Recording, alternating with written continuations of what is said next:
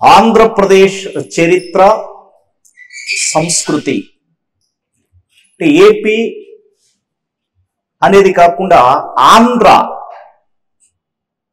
ప్రాచీన కాలము నుంచి మన ఆధునిక కాలం అంటే ప్రజెంట్ డేదాకా ఉన్నటువంటి సామాజిక నేపథ్యాన్ని మనం గమనించాల్సినటువంటి బాధ్యత ఉంటుంది. దాదాపుగా మీకు తెలుసు మీకు తెలుసు 75 మార్క్స్ కు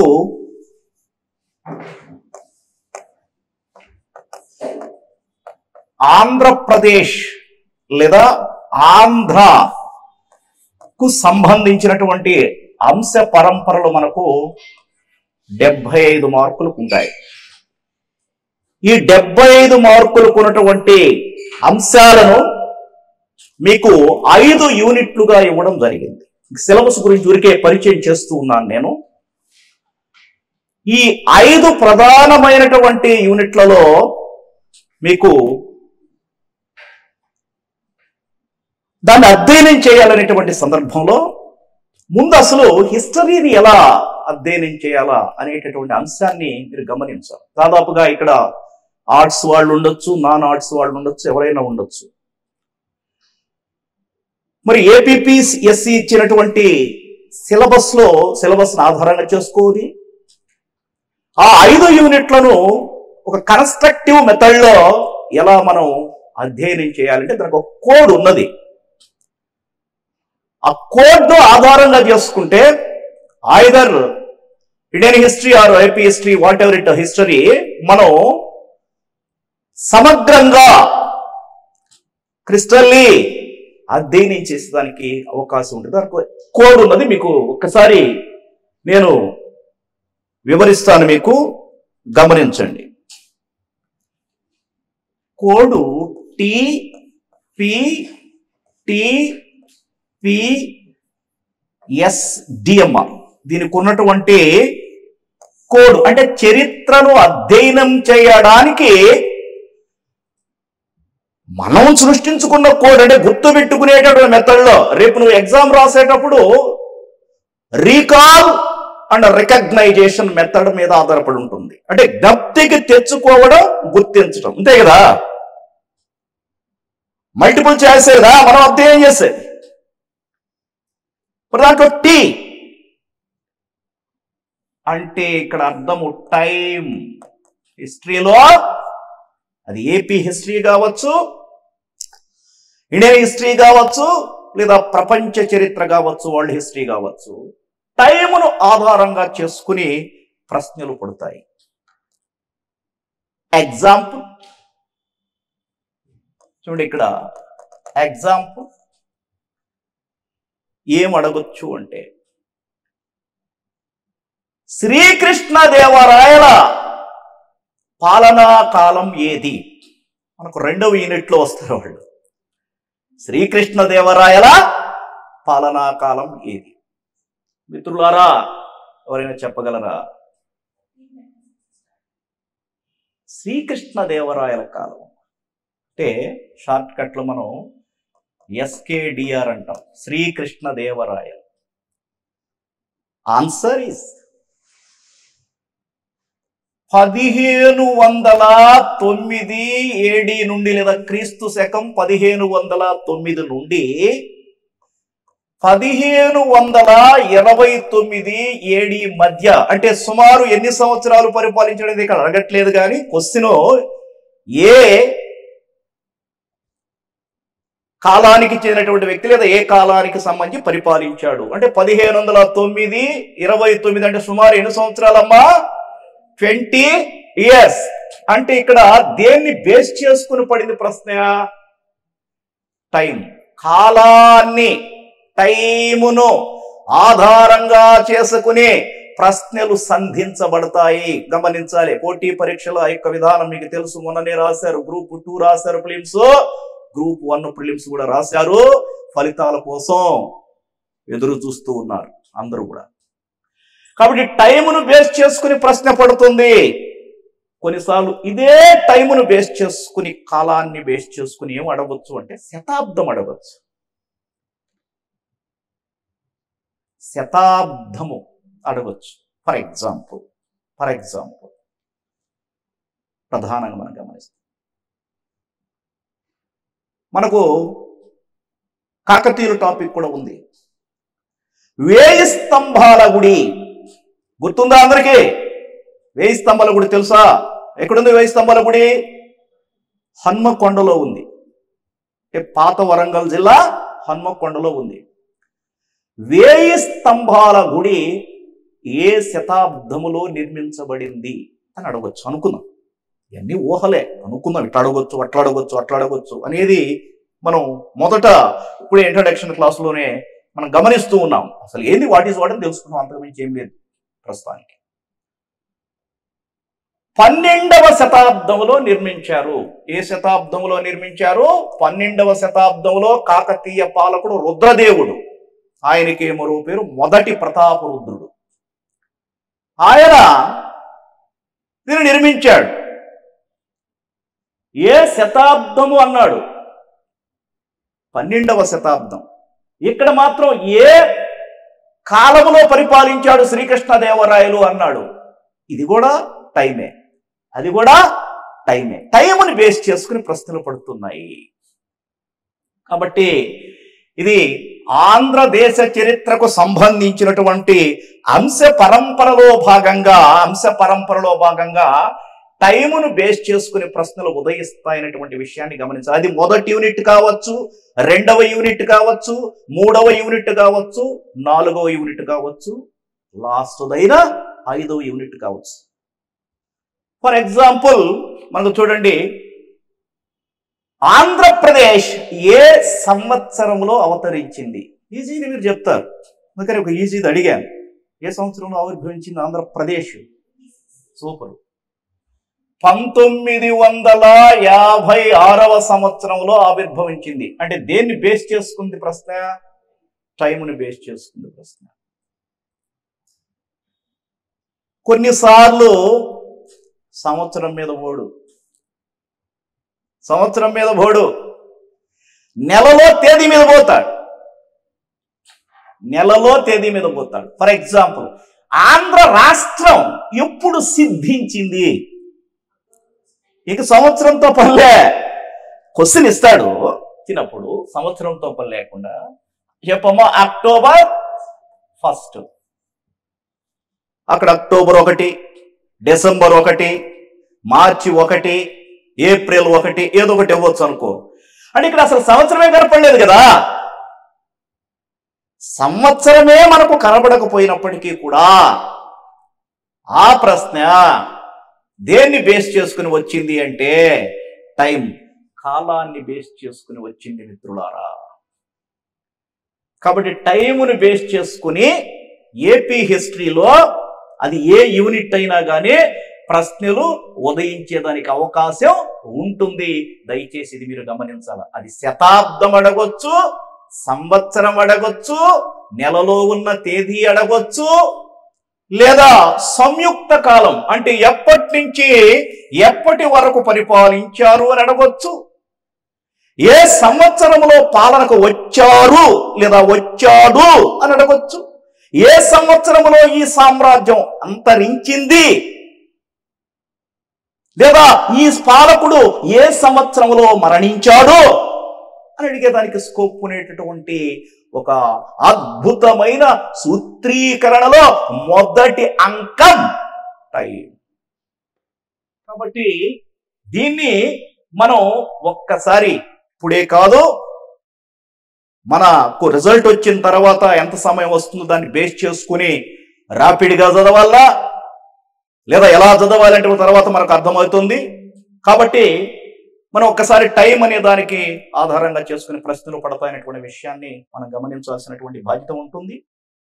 కాబట్టి ఈ టైంను మీరు మనసులో పెట్టుకోండి. తర్వాత కూడా మీరు నోట్స్లో కూడా రాసుకోవచ్చు, ఇబ్బంది ఏం లేదు. రెండవ సూత్రంగా చరిత్రను అధ్యయనం చేసే క్రమంలో మనం గమనించాల్సినటువంటి అక్షరం, ఆంగ్ల అక్షరం పి. పి అంటే ఇక్కడ అర్థము ప్లేస్ అమ్మ. ప్లేస్ అంటే ప్రదేశము. ఏంది ప్రదేశం. ప్లేస్ అడుగుతాడు, ఎక్కువగా క్యాపిటల్ సిటీస్ మీద అడుగుతూ ఉన్నాడు. గమనించండి, మీరు పోటీ పరీక్షలను అధ్యయనించాడు, ప్రీవియస్ పేపర్స్ గాని పరిశీలిస్తే పి అనే అంశానికి సంబంధించిన మన హిస్టరీ సూత్రీకరణలో ప్రాధాన్యత ఉంది. ఫర్ ఎగ్జాంపుల్, విజయనగర రాజుల తొలి రాజధాని ఏది? ఆన్సర్ అనేగొంది. కర్ణాటకలో ఉంది ఏరియా. దేన్ని బేస్ చేసుకునబడింది ప్రశ్న? ప్లేస్, ప్రదేశము. బేసిందయా ప్రదేశాన్ని బేస్ చేసుకునబడింది ప్రశ్న. ఇంకొక ఎగ్జాంపుల్,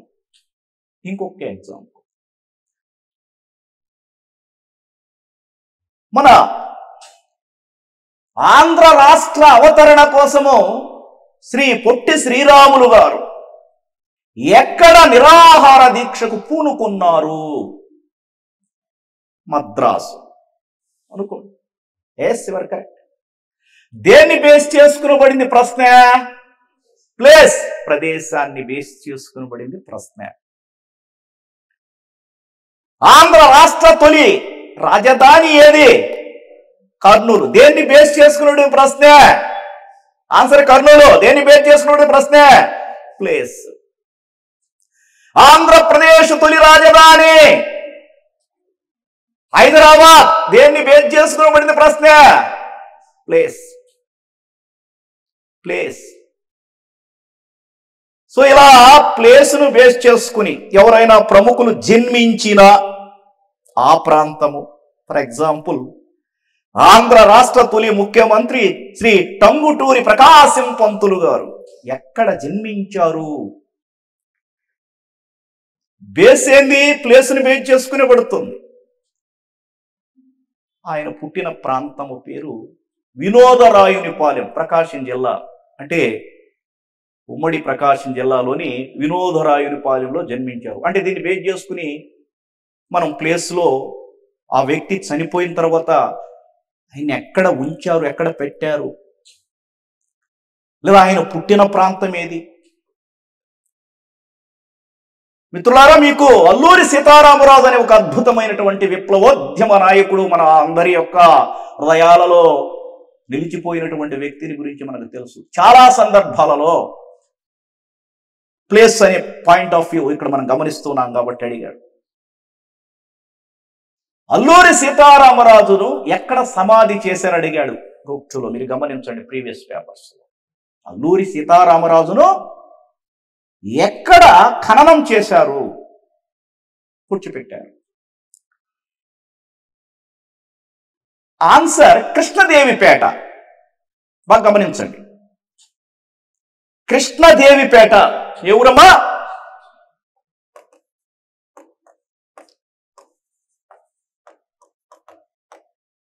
కృష్ణదేవిపేట.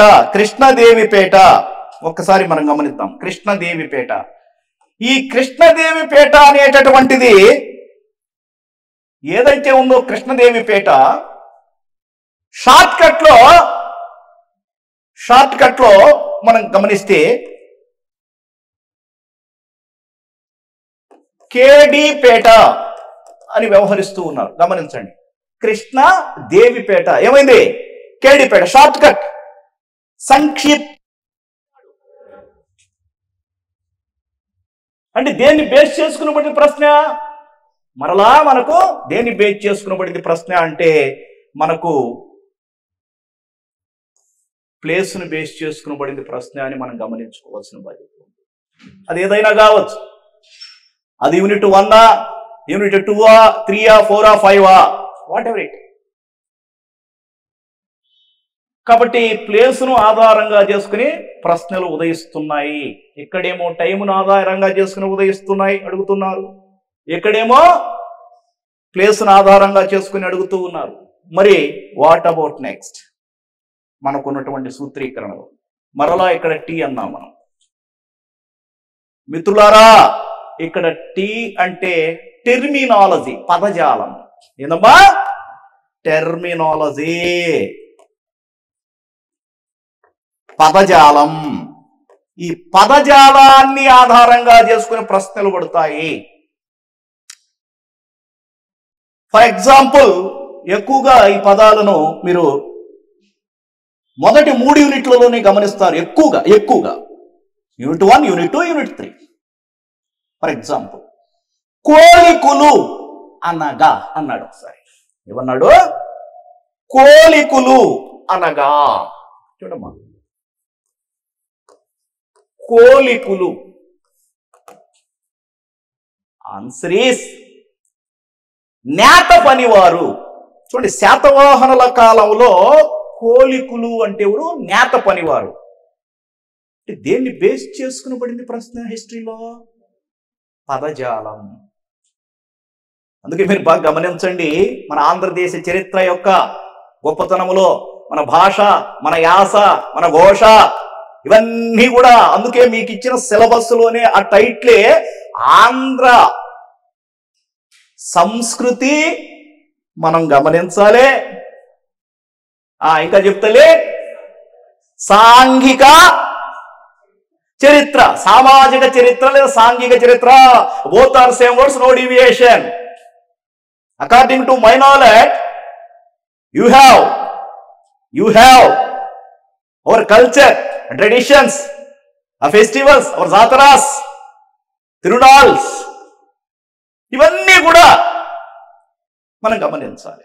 హరికథ, బుర్రకథ ఇవన్నీ ఉంటాయి, చెప్తాను, వివరిస్తాను. Literature, Telugu literature also very important.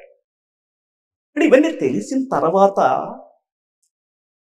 ఏపీకి కావలసిన పరిపాలనా రంగంలోకి రాబోతున్న మీకు ఒక గొప్ప నాలెడ్జ్ వస్తుంది. తద్వారా ఆ దిక్సూచితో, ఆ కంపాస్తో మీరు ఈ నేలను ఏలుతారన్నట్టు, పాలనా రంగంలో ఏలుతారన్నట్టు. Main aim and objective of that particular syllabus అని పెట్టడానికి కారణం నిపుణులు, మేధావులు. దాని నుంచి అభ్యర్థి ఏం గ్రహిస్తూ ఉన్నారు అనేది కూడా చూస్తారు. కాబట్టి మీరు గమనించండి, కోలికులు అన్నాం కదా, మీరు గమనించండి, స్త్రీలు చాలా ఇష్టపడి కట్టుకునేటటువంటిది కోక. కోలికులు తయారు చేసింది కోక. మీరు గమనించారు, కోక అనే పదం ఇవి జనరల్గా ఇప్పుడు ఎవరైనా వాడుతూ ఉన్నారంటే వినడానికి చాలా గొప్పగా ఉంటుంది పదం. చీర, కోక, ఈ పదాలు అంటే కోలికులు తయారు చేసింది కోక.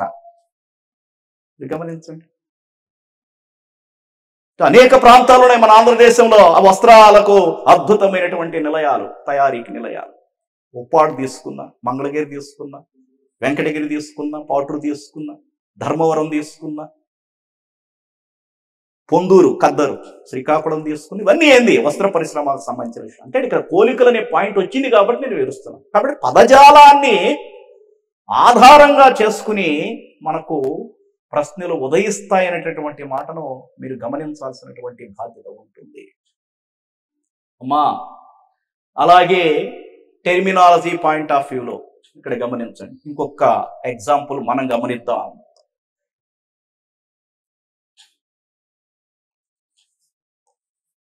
వరహ పదం విన్నారామా? Coin. According to numismatics, study of coins called as numismatics, వరాహ వరాహం అంటే ఏందో చెప్పండి మొదట. ఎస్, అంటే మన తెలుగు పరిభాషలో చెప్పుకుంటే పంది అంటాం. ఇక్కడ హిస్టరీ సార్ అయిన నేను ఇవన్నీ చెప్పాలన్నట్టు, కష్టమో నష్టమో భ్రష్టమో సుస్పష్టమో ఏదో ఒకటి చెప్పాలి, తప్పదన్నట్టు. అంటే గతానికి వర్తమానానికి మధ్య జరుగుతున్న అనంతమైన సంభాషణ చరిత్ర కదా. కాబట్టి ఇక్కడ సిగ్గుపడాల్సిన అవసరం ఏం లేదు. తెలుసుకునే క్రమంలో తప్పు తెలుసుకోవాలి, మళ్ళా జరగకుండా చూసుకోవడం. ఒప్పు తెలుసుకోవాలి, అలా మళ్ళా ప్రవర్తించడానికి తెలుసుకోవడం, అంతే. కాబట్టి ఈ క్రమంలో వేంగి చాళుక్యుల కాలంలో తాము రిలీజ్ చేసినటువంటి లేదా ముద్రించినటువంటి నాణెముల మీద వరాహం ముద్ర ముద్రించేవాళ్ళు వాళ్ళు మన తెలుగు నేలలో. వరాహము ముద్ర ముద్రించి ఉన్నది కాబట్టి దాన్ని వరాహం అనే అంటూ కాలక్రమంలో ఆ సున్నా ఎగిరిపోయిందన్నట్టు వరహ అనడం ప్రారంభించారు. ఇక్కడ బాగా గమనించండి, వరహ గద్యాణం, రకరకాల పేర్లు తర్వాత క్రమంలో. కాబట్టి ఇక్కడ ఇచ్చిన క్వశ్చన్ ఏంది మనకు, వరహ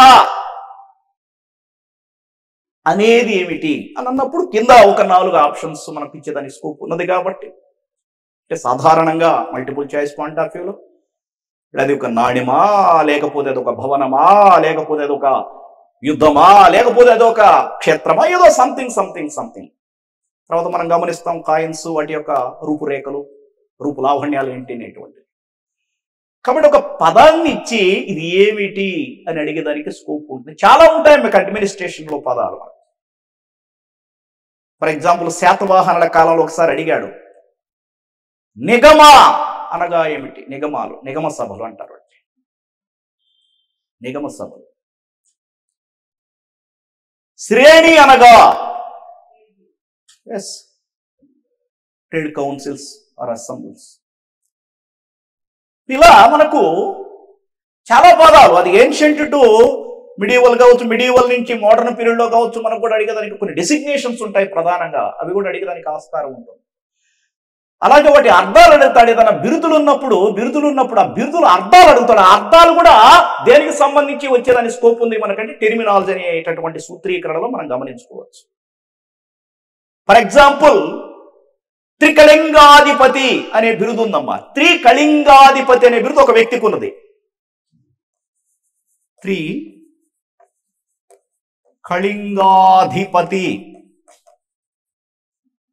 ఈ త్రికళింగాధిపతి అనేటటువంటి బిరుదు ఏ మహనీయుడికి ఉన్నది అంటే రుద్రదేవుడికి ఉన్నది. దాని అర్థం ఏంది ఒకసారి మీరు గమనించండి. త్రి అంటే 3, కళింగాధిపతి. దీన్ని పూర్తిగా అధ్యయనం చేసినటువంటి మేధావులు దాని అర్థం త్రిలింగాధిపతి అని గుర్తించారు. ఏంటది? త్రిలింగాధిపతి. ఇప్పుడు త్రిలింగాధిపతి అంటే 3 లింగాల భూభాగానికి అధిపతి అని అర్థం. మరి ఆ 3 లింగాలు 1, 2, 3. కాళేశ్వరం కరీంనగర్ జిల్లా, టీజీ తెలంగాణ. ద్రాక్షారామం తూర్పు గోదావరి జిల్లా, కోస్తాంధ్ర. శ్రీశైలం కర్నూలు జిల్లా, ఉమ్మడి కర్నూలు జిల్లా, నో ప్రాబ్లం. అంటే ప్రస్తుతం ఉన్నటువంటి రీజియన్ అంటే రాయలసీమ, కోస్తాంధ్ర, తెలంగాణ మొత్తం కలిపితే త్రిలింగాధిపతి. అంటే తన యొక్క ఆధీనములోనికి ఈ భూభాగాన్ని తెచ్చుకున్నాడు లేదా తెచ్చుకున్నటువంటి ప్రముఖుడు అని ఒక అర్థం ధ్వనిస్తోంది మనకు. కాబట్టి మిత్రులారా, ఈ రకమైనటువంటి పదజాలం ఏదైతే ఉందో ఈ పదజాలాన్ని బేస్ చేసుకునే ప్రశ్నలు ఉదయిస్తాయనేటువంటి విషయాన్ని మీరు గమనించాల్సిన బాధ్యత ఉన్నది. కాబట్టి అది శాతవాహనులు కావచ్చు, ఇక్ష్వాకులు కావచ్చు, అది ఏదైనా కావచ్చు. దేన్ని బేస్ చేసుకుంటుందమ్మా ప్రశ్న? టెర్మినాలజీ అంటే ఏందమ్మా? పదజాలాన్ని బేస్ చేసుకుంటుంది ప్రశ్న. మరి నెక్స్ట్ మనకు మరలా ఏమొచ్చింది అంటే పి వచ్చింది. ఇక్కడ పి అంటే ప్లేస్, ఇక్కడ పి అంటే పర్సన్, వ్యక్తి. Either he or she, what ever it. కాబట్టి ఇక్కడ పర్సన్ అంటే వ్యక్తి. అది రాజు కావచ్చు, బంటు కావచ్చు, పాలకుడు కావచ్చు, ప్రముఖుడు కావచ్చు, kith, kin, have, have not, sculpture, whatever it.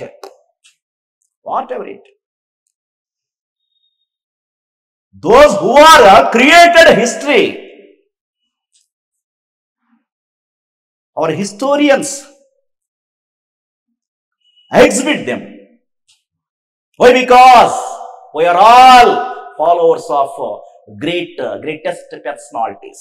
Am I correct or not? మనం ప్రముఖులను ఫాలో కావాలి. ఆ ప్రముఖులను ఫాలో అయినప్పుడు మనం ఏదైతే ఆలోచనలు కలిగి ఉన్నామో, ఏదైతే గొప్ప స్వర్ణ ఊహలు కలిగి ఉన్నామో వాటికి మనం కూడా మనం వాటిని రుజువు చేసుకునేదానికి నిజం చేసుకోవడానికి అవకాశం అనేటటువంటిది ఏర్పడుతుంది. అందుకే ఇక్కడ మనం గమనిస్తే పర్సన్ బేస్ చేసుకుని అడిగేదానికి స్కోప్ ఉన్నది. అని ఒక ప్రశ్న ఇస్తాడు, ఆయన ఎవరని అడుగుతాడు, అంతే కదా. ఇక్కడ ఎక్కువగా బుక్స్ మీద అడుగుతున్నాడు, లిటరేచర్ మీద అడుగుతున్నాడు, శాసనాల మీద అడుగుతున్నాడు. ఈ శాసనాన్ని ఎవరు జారీ చేశారని అడిగేదానికి స్కోప్ ఉంటుంది. లేదా ఈ యుద్ధాన్ని ఎవరు చేశారు, లేదా ఈ మతాన్ని ఎవరు వ్యాప్తిలోకి తీసుకొచ్చారు, మీకు తెలుసు.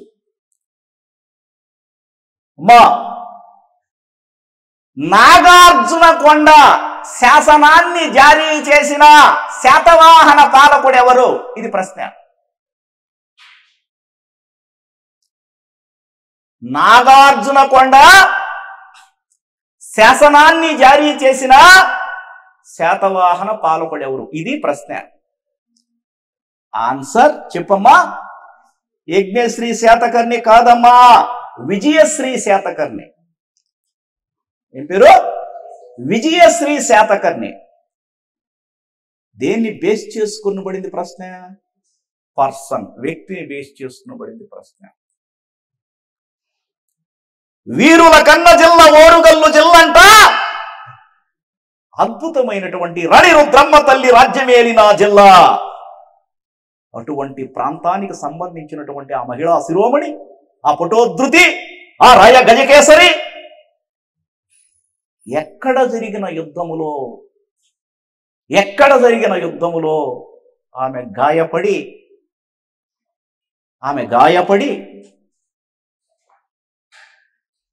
మరణించింది అని వివరణ కలిగిన శాసనం చందుపట్ల శాసనం. బాగా గమనించండి, చందుపట్ల శాసనం. ఈ నల్గొండ జిల్లా నార్కట్పల్లికి పరిసర ప్రాంతాల్లో ఉంటుంది చందుపట్ల శాసనం. దాన్ని జారీ చేసింది ఎవరు, ఇది క్వశ్చన్. అంటే ఆమె మరణ వివరణ, రుద్రమదేవి యొక్క మరణ వివరణ కలిగినటువంటి శాసనం చందుపట్ల శాసనం. దాన్ని జారీ చేసింది ఎవరు, ఇది క్వశ్చన్ అమ్మా. క్వశ్చన్ దేన్ని బేస్ చేసుకునబడింది మీరే చెప్పండి. పర్సన్ని బేస్ చేసుకునబడింది క్వశ్చన్. మరి పర్సన్ని బేస్ చేసుకునబడింది కదా క్వశ్చన్. మీరు గమనించండి, ఆ వ్యక్తి పేరు పువ్వుల ముమ్మిడి. అసలు ఈ పువ్వుల ముమ్మిడి ఎవరు అంటే, రుద్రమదేవి కాయస్థ అంబదేవుడితో ఒక యుద్ధం చేసింది త్రిపురాంతకం అనే ప్రాంతంలో, నేటి ఉమ్మడి ప్రకాశం జిల్లా పరిసర ప్రాంతాలు అన్నట్టు. ఈ కాయస్థ అంబదేవుడితో రుద్రమదేవి యుద్ధం చేస్తున్న సందర్భంలో ఆమె యొక్క సేనానాయకుడైనటువంటి మల్లికార్జున సేనానాయకుడు కూడా మరణించాడట. ఆమెతో పాటు, రుద్రమదేవితో పాటు మల్లికార్జున సేనానాయకుడు కూడా మరణించాడట. ఈ మల్లికార్జున సేనానాయకుడి యొక్క బంధువు పువ్వుల ముమ్మిడి. ఆయన వారిద్దరి ఆత్మకు శాంతి చేకూర్చబడాలని చందుపట్లలో ఒక శాసనాన్ని జారీ చేశాడు. ఈ శాసనము వేయించడంలో రుద్రమదేవికి సంబంధం లేదు, మల్లికార్జున సేనానాయకుడికి సంబంధం లేదు. ఆ మల్లికార్జున సేనానాయకుడి బంధువు వాళ్ళ యొక్క గొప్ప ప్రాధాన్యతతో వాళ్ళ ఆత్మశాంతి కలగాలని చందుపట్ల ప్రాంతంలో శాసనం వేయించాడు. ఓన్లీ ఒక్క శాసనం, రుద్రమదేవి మరణ వివరణ కలిగిన శాసనం చందుపట్ల. ఏ మిత్రమా, బాగున్నావా? ఇంకా రావాలి, ఇంకొక పోస్టుకు రావాలి, ఆ శిష్యుడిగా ఎదగాలి తప్పదు. కాబట్టి సైద్ధాంతిక వికాసాల ప్రకారం మీరు గమనిస్తూ ఉన్నారమ్మా. శాసనాలను ఎవరు జారీ చేశారని దానికి స్కోప్ ఉంటుంది. ఓకే, బాగుంది. పర్సన్ బేస్ చేసుకుని ఎలా పడుతుందని మనం గమనిస్తూ ఉన్నాం. మరి ఒక్కసారి మనం అంశ పరంపరలను మనం గమనించుకున్నట్లయితే, ఆముక్త మాల్యద, తెలుగు మీకు తెలుసు, ఆముక్త మాల్యద అనే గ్రంథాన్ని వ్రాసింది ఎవరు? ఈజీగా చెప్పొచ్చు. ఏంటది? శ్రీకృష్ణదేవరాయలు. దేన్ని బేస్ చేసుకునబడింది ప్రశ్న? పర్సన్ని బేస్ చేసుకునబడింది ప్రశ్న. అవునా కదా? ఆముక్త మాల్యద మనకు తెలుసు బాగా.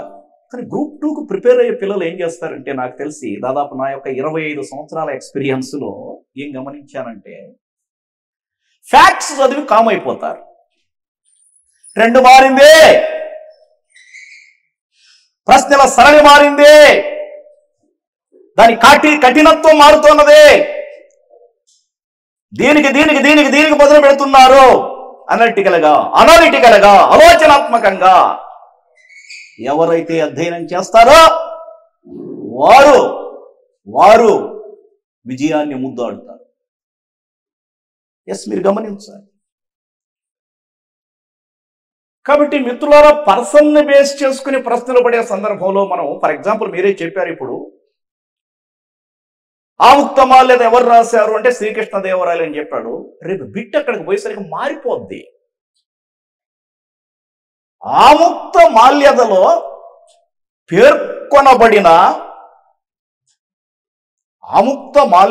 పేర్కొనబడిన వైష్ణవ పరమభక్తుడు ఎవరు అని అడుగుతాడు అనుకో. మనం ఏం చదువుకోబోయాం మామూలుగా? ఆముక్త మాల్యద రాసింది ఎవరు? శ్రీకృష్ణ దేవరాయలు. దీన్ని ఆయన తెలుగులో రాశాడు. దీన్ని ఆయన కృష్ణా జిల్లాలోని శ్రీకాకుళం అనే ఊరిలో ఉన్న శ్రీకాకుళ ఆంధ్ర మహావిష్ణువు దేవాలయములో పరిసర ప్రాంతాల్లో రాశాడని మనం చదువుకోబోతున్నాం. ఇది 16వ శతాబ్దానికి సంబంధించిన అద్భుతమైన గ్రంథము. దీంట్లో మాలదాసరి కథ ఉంది అని చదువుకోబోతాం. చాలా కంటెంట్ చాలా ఏం అడుగుతున్నాడు. అందుకే మీకు చెప్తున్నాను, నేను మీకు ఒక్కటే చెప్తున్నా, క్రిస్టల్ క్లియర్ గా అప్ టు బాటమ్ సిలబస్ ఏదుందో సిలబస్ పూర్తి అవడం కూడా కాదు, సిలబస్ లోకి మనం ప్రవేశించాలి. దాని రూట్స్ ఎక్కడ ఉన్నాయి, బిట్లు ఎలా పడుతున్నాయి, ప్రీవియస్ పేపర్స్ ఎలా పడుతున్నాయి. రేపు మీకు ఒక విధంగా చెప్పాలంటే అద్భుతమైనటువంటి జాబ్లోకి మీరు పోబోతున్నారు తద్వారా, ఈ యొక్క నాలెడ్జ్ ద్వారా.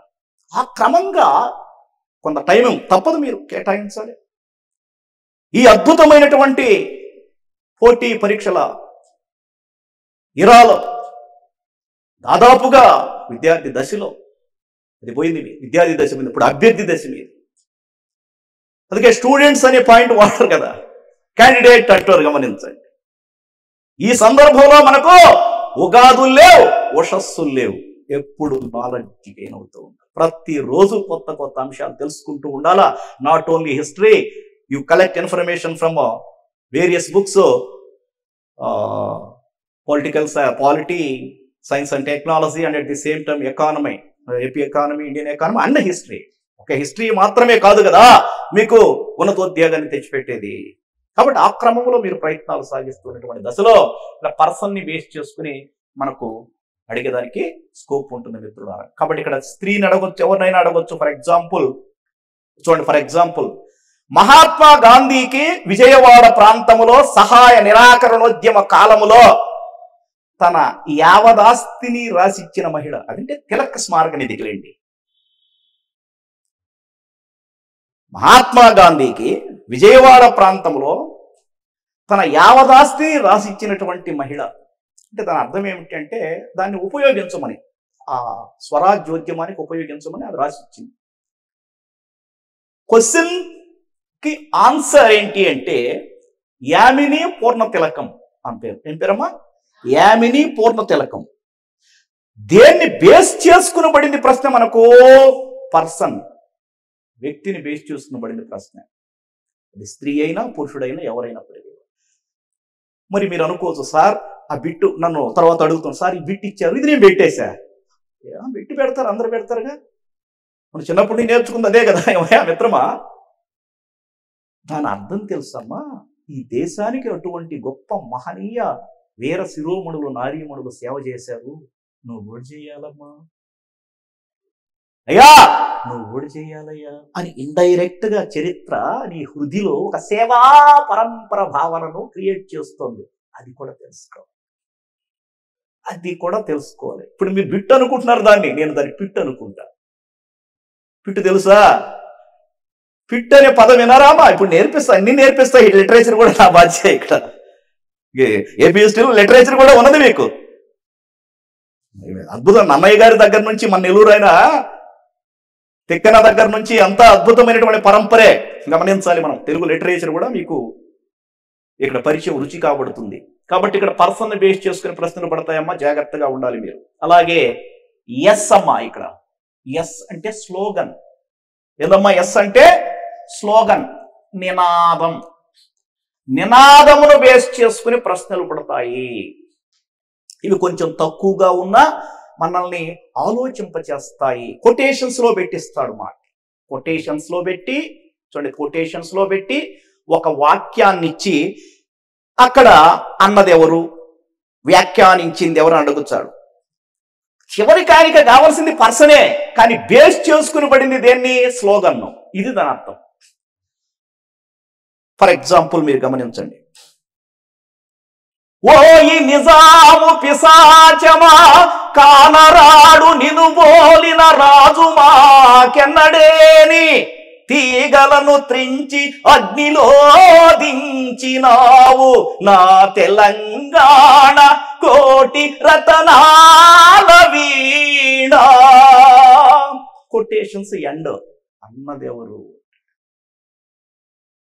నేను గేయ రూపంలో మిమ్మల్ని ఉన్ముఖీకరులను చేశా, కానీ రేపాడ ప్రశ్న పాట పాడదు. ఎంతూసియాయిజం కల్పించి చరిత్ర పరమోద్దేశం విద్యార్థిని ఉన్ముక్తుణ్ణి, అభ్యర్థిని ఉన్ముక్తుణ్ణి చేసి చరిత్ర పుటల్లో దాగి ఉన్నటువంటి ఆ పుట్ట తేనెను అందించండి. గమనించాలి. క్వశ్చన్ ఏందా వాక్యాల్లో చెప్పుకుంటే, ఓయి నిజాము పిశాచమా, కానరాడు నిన్ను బోలిన రాజు మాకెన్నడేని, తీగలను త్రించి అగ్నిలో దించినావు నా తెలంగాణ కోటి రతనాల వీణ. కొటేషన్స్ ఇవ్వండి. అన్నదెవరు? ఆన్సర్ దాశరథి కృష్ణమాచార్యులు. గుర్తించండి అమ్మా, ఎవరు? ఆన్సర్ ఏంది? దాశరథి కృష్ణమాచార్యులు. దేన్ని బేస్ చేసుకునబడింది ప్రశ్న? స్లోగన్. స్లోగన్ బేస్ చేసుకోబడింది ప్రశ్న.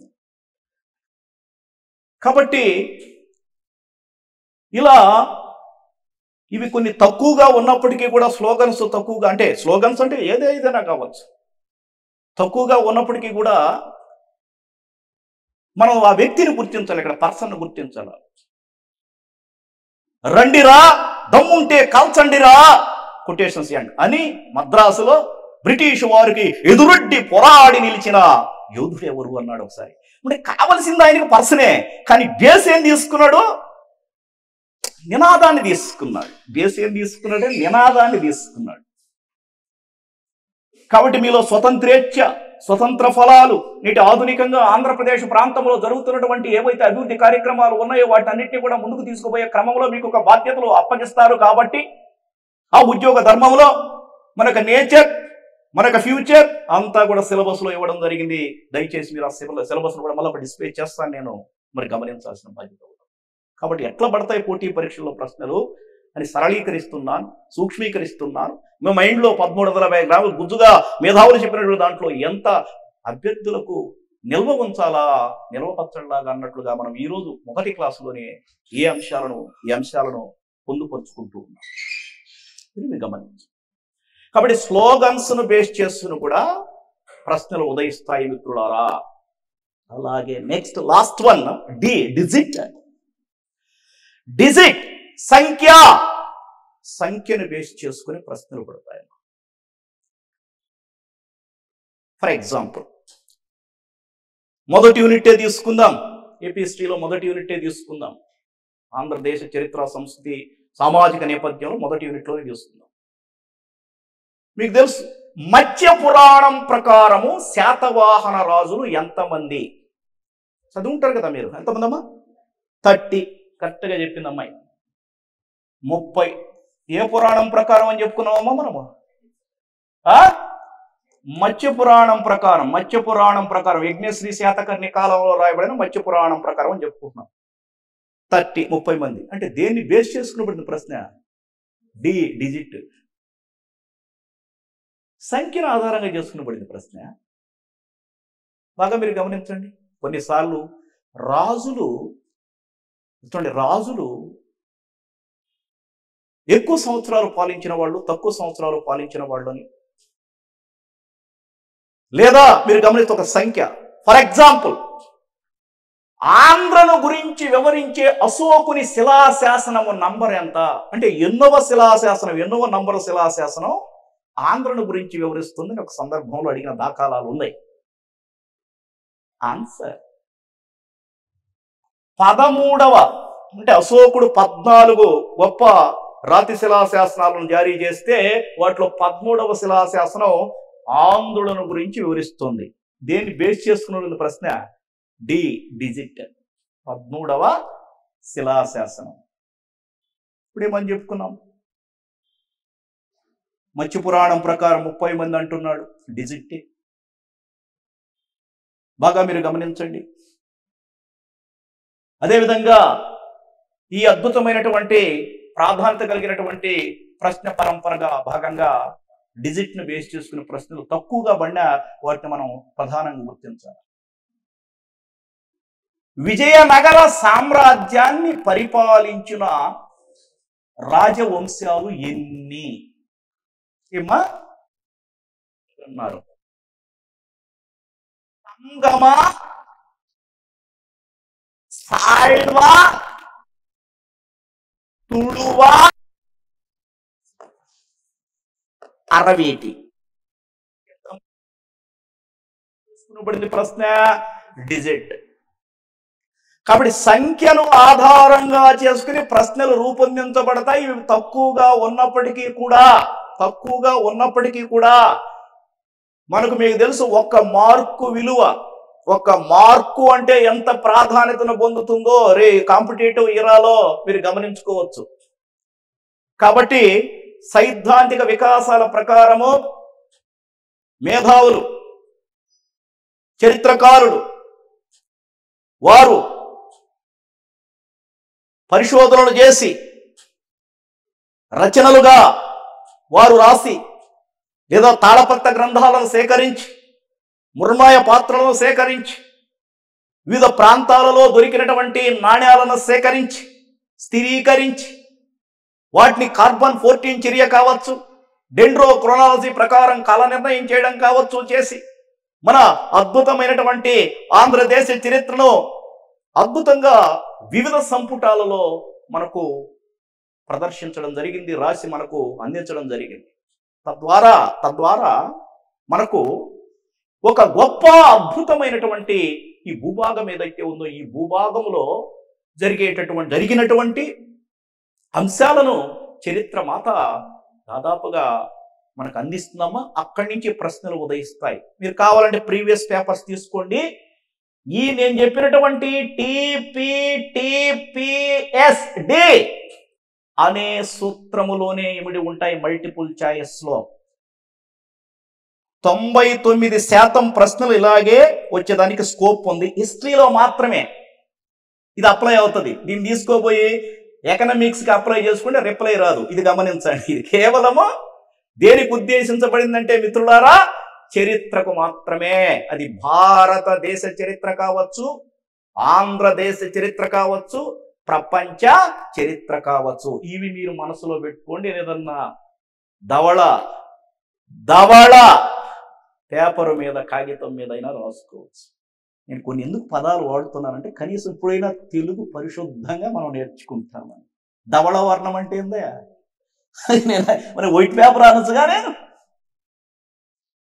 ఎందుకంటే మీకు లిటరేచర్ ఉందని ఇంకొక సందర్భంగా నేను గుర్తు చేస్తున్నాను అంతే, ఇంకే. కాబట్టి ఇప్పుడు మనము ఈ అంశాలు ఉంటాయేమా. ఇప్పుడు సిలబస్ అంశానికి మనం ఒకసారి వెళ్దాం. మిత్రులారా, మీరు ఇప్పుడే వచ్చారు కాబట్టి మన పరిచయ కార్యక్రమము ఈరోజు మనము ఆంధ్రదేశ చరిత్ర అంశం. ప్రశ్నలు వస్తే హిస్టరీలో అవి ఎలా వస్తాయి, దానికి ఏమైనా సూత్రం ఉందా అనే క్రమం మీరు వచ్చే సందర్భంలో మేము వివరించుకుంటూ ఉన్నాం. మొదటి టీ చూడండి ఒక్కసారి. టీ అంటే టైం అయ్యా. టైంని బేస్ చేసుకునే ప్రశ్నలు వస్తాయి. దానికి నేను వివరించాను, మరలా కూడా మీకు చెప్తాను, ఇబ్బంది ఏం లేదు. పి అంటే ఇక్కడ ప్లేస్ నాయన. ప్లేస్ అంటే ప్రదేశము. ప్రదేశాన్ని ఆధారంగా చేసుకునే ప్రశ్నలు పడతాయి. ఇప్పుడు మనం ఎక్కడ కూర్చో ఉన్నాము అనేది కూడా ప్రశ్న అనుకుందాం. లేదా మనం ఏ ప్రాంతంలో పుట్టాము ఇట్లాంటివన్నీ అడిగితే దేన్ని బేస్ చేసుకుని వస్తుంది మనకు ఆన్సరు? ప్లేస్, ప్రదేశం. అంతేనా కాదా? దయచేసి మీరు గమనించండి. టీ వచ్చింది ఇక్కడ. టీ అంటే టెర్మినాలజీ, పదజాలం. పదజాలాన్ని ఆధారంగా చేసుకుని ప్రశ్నలు ఉదయిస్తాయి. ఇక్కడ టీ అంటే. మరలా ఇక్కడ పి అంటే పర్సన్ అమ్మ, వ్యక్తి. వ్యక్తి, పర్సన్. అది స్త్రీ కావచ్చు, పురుషుడు కావచ్చు, ఎవరైనా కావచ్చు. ఇక్కడ ఎస్ అంటే స్లోగన్ అయ్యా, నినాదం. దీన్ని బేస్ చేసుకుని ప్రశ్నలు పడతాయి. ఇక్కడ డి డిజిట్, సంఖ్యను ఆధారంగా చేసుకుని. కాబట్టి సూత్రీకరణలో 1, 2, 3, 4, 5, 6 సంక్షిప్తంగా TPSD. ఇది చరిత్ర. వీళ్ళు చాలా మంది బీటెక్ వాళ్ళు ఉండొచ్చు, లేకపోతే నాన్ ఆర్ట్స్ వాళ్ళు ఉండొచ్చు, ఆర్ట్స్ వాళ్ళు ఉండొచ్చు, అంటే దాంట్లో మళ్ళీ బీకామ్ వాళ్ళు ఉండొచ్చు. ఎవరైనా కానీ పోటీ పరీక్షలో ఆల్ ఆర్ ఈక్వల్. అవునా? అది ఆర్ట్స్ వాళ్ళు సైన్స్ చదవాల్సిందే, సైన్స్ వాళ్ళు ఆర్ట్స్ చదవాల్సిందే. ఇంకా మీకున్నటువంటి కోడింగ్, డీకోడింగ్, ఏదో రకరకాల న్యూమరికల్, అర్థమెటిక్, రీజనింగ్, ఆ అంశాలకు సంబంధించి కూడా అన్ని అధ్యయనం చేసింది తప్పదు. మనం రేపు రాయబోయేటటువంటి 300 మార్కులకే కదా మీరు రేపు రాసేదమ్మా. 150 మార్కులు హిస్టరీ అండ్ పాలిటీ, మిగిలిన 150 మార్కులు economy and science and technology, శాస్త్ర సాంకేతిక అంశాలు. ఇవి బాగా అధ్యయనం చేస్తే ఇదే మంచి అద్భుతమైనటువంటి గొప్ప పోస్టుల్లోకి మీరు పోబోతున్నారు. దాంట్లో హిస్టరీ కొంత మీకు 75 మార్కులకు నాలెడ్జ్ పాయింట్ ఆఫ్ వ్యూలో, పరిపాలనా పరంగా కూడా మీరు ఉన్నతులు కావడానికి ఇది ఉపయోగపడుతుంది. కాబట్టి ఏ సబ్జెక్ట్ అయినా కానీ దాని పరమోద్దేశం నిన్ను గొప్ప ఉన్నతుడిగా తీర్చిదిద్దడం, ఈ నేలకు నిన్ను అందించడం పరిపాలనా పరంగా. ఓకేనా? అర్థమైందని నేను భావిస్తూ ఉన్నాను. రైట్. సో అలాగే ఇక్కడ మనకు సిలబస్ మీ అందరి దగ్గర ఉందని నేను అనుకుంటూ ఉన్నాను. Social and cultural history of Andhra Pradesh అన్నాడు. ఆంధ్ర అనే పదం కాదు, ఆంధ్రప్రదేశ్ అంటే 53 ప్లస్ ఈ రోజు దాకా. అంతే కదయ్యా? ప్రాచీన కాలము నుంచి నేటి ఆధునిక కాలం, నేటి కాలం దాకా ఉన్నటువంటి అంశాలు మిమ్మల్ని అడుగుతానని ముందే చెప్పేస్తున్నాడు. సిలబస్ మన దగ్గర రెడీగా ఉంది. ఏం అడుగుతాడు చూడండి. అక్కడ యూనిట్ 1లో ఏమన్నాడు? ప్రీ హిస్టరిక్ కల్చర్స్, చారిత్రక యుగానికి ముందు.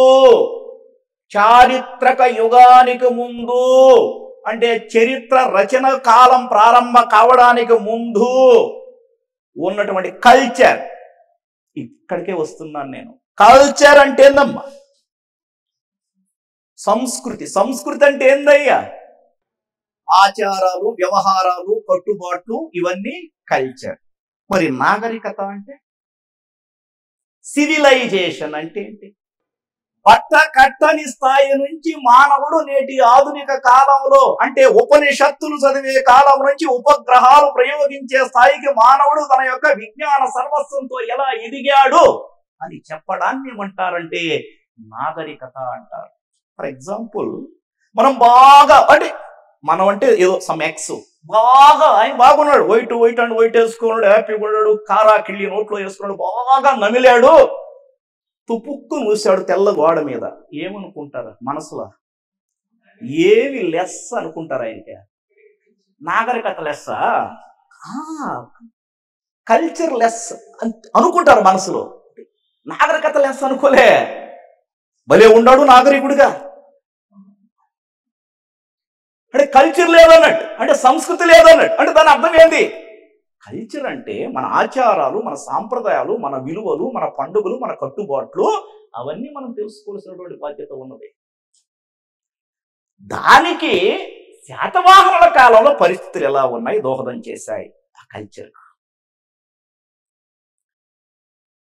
ఇక్ష్వాకుల కాలం. So you observe here 2 dynasties, major dynasties, great dynasties. Number 1, Satavahanas.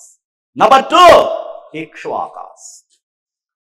Chronologically, మన ఆంధ్రదేశాన్ని, ఆంధ్రను పరిపాలించిన యొక్క డైనాసిటీస్ పాలనా కాలంలో ఏం అడుగుతాను అంటున్నారంటే,